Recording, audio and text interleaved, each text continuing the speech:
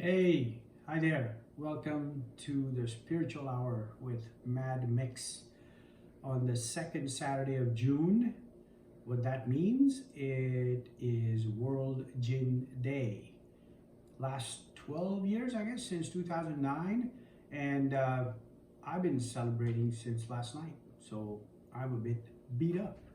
I want to make one of the oldest gin-based cocktails called the Martinez. And this one originated back in the 1880s. There's a couple of stories around it. We'll go through that as we build the drink. So it's obviously gin-based, and I'm going to use a London Dry Bombay Sapphire, but any London Dry would do. The original recipe way back when was using Old Tom, and Old Tom is a little bit sweeter, but the modern palate calls for London Dry style. So 1.5 ounces of any London Dry gin, and a similar measurement of sweet or red vermouth. I'm using Cocchi di Torino, which is a little bit more herbaceous than some other sweet vermouths. So 1.5 ounces of this goes into the mixing glass, and then there is a Luxardo Maraschino cherry based liqueur from Italy, and this is the cherry itself is a little bit bittersweet, but obviously this is sugared up. That's why it's a liqueur, and this is the sweetening agent in the cocktail. So about 1/4 ounce of the Luxardo or any Maraschino cherry-based liqueur. So there goes that, and a little bit of Angostura Bitters to add more herbs and spices. Just a couple of dashes will do. So I put maybe 3 of them in there, and that's the basic build. I'm gonna get some ice, and we're gonna get going and mix it.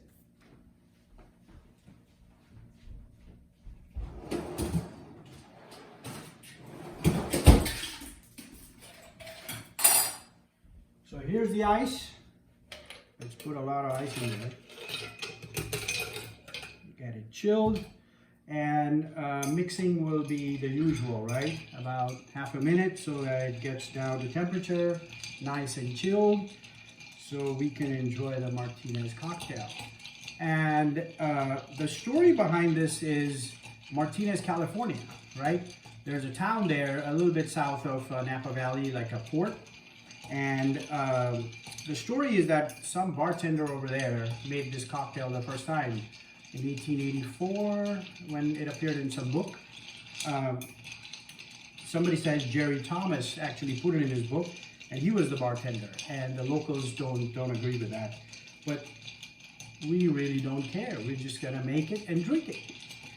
So now it's nice and chilled. Let me try it.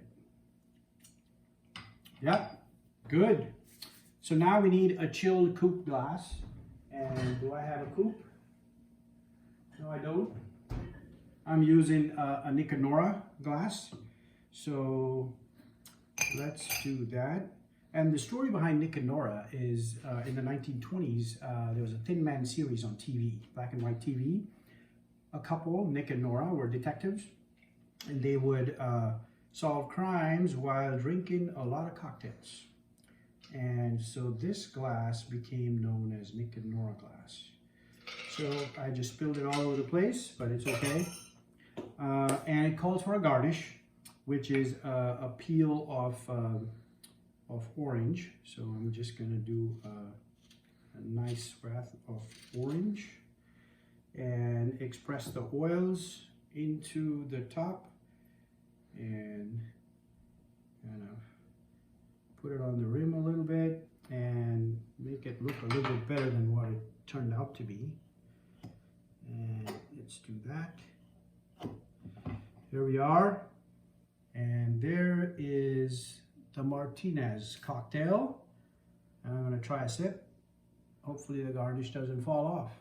Cheers. Cheers. Mmm.